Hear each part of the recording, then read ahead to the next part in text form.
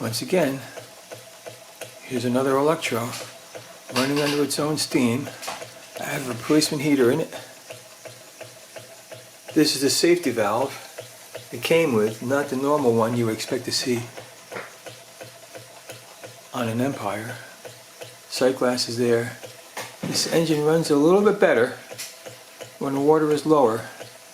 I have one of those heaters in it. It's supposed to be 380 watts, but I think it only runs about 280 watts. If it was 380 watts, this engine would run better. Needs a new whistle. This one does have the rings, Teflon rings, I put on the piston. Filed the groove in it.